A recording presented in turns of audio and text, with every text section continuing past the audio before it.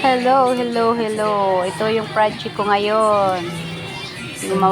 Pinasiminto ko yung harapan ng pintuan ko kasi pumapasok talaga yung tubig lalo na pag lumalakas. Kaya ayun, ako na rin ang gumawa. Wala akong pambayad sa labor. Kaya Pumapasok kasi yung tubig lakas. maski hindi ako marunong, ayan, nagawa. Pero naging successful naman. So, ayan. Bumili ako ng simento, mga 5 kilo. Ayan. Dito yan sa may pintuan. Nakagawa din ako, ayun. Tapos din, yung ginagawa ko. Kasi nga, grabe, pag malakas yung ulan, pasok talaga yung tubig. Guys, Yung mga damit kasi na yung pinaglumaan, hindi ko ginagamit kasi pwede ko din yun may pamahagi sa iba. Sayang din naman, mga ganda pa yung Ang ginawa ko, marami dito yung mga papel ng anak ko na yung ayan, nilagay ko dyan para yung tubig mamatuyo. Tapos ayan, puro may mga Tapos gagawin ko ngayon, para makapaglagay ako ng puputulan ko yan.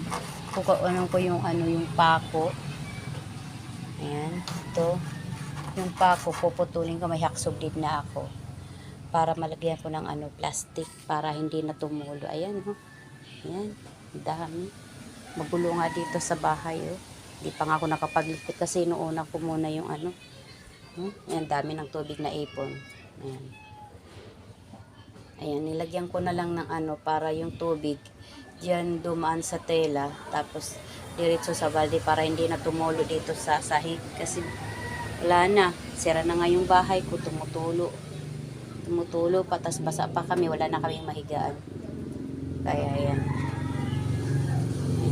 lalagyan ko ng may plastic na nga, nilagyan ko na nga siya ng plastic, kaso lang yung pako nakaharang, so tumutulo pa rin siya. Ayan, madilim lang kasi. Pero ayan, yan na ngayon ang gagawin ko. Magpuputol na ako ng pako. Kasi wala kami matulugan na yung dinabhang ko na yan. Hindi na matuyo-tuyo. At saka, ayan, magulo nga kami. Ang hirap talaga. Ayan, puputulin ko na yung pako.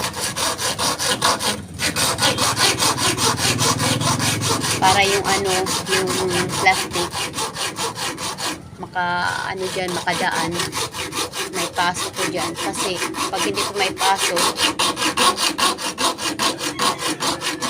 ganun din, tutulo din kasi mali kasi yung trabaho nito. Sayang lang din na ito, bilis tuloy tumulo. Kaya hanggang dito na lang muna.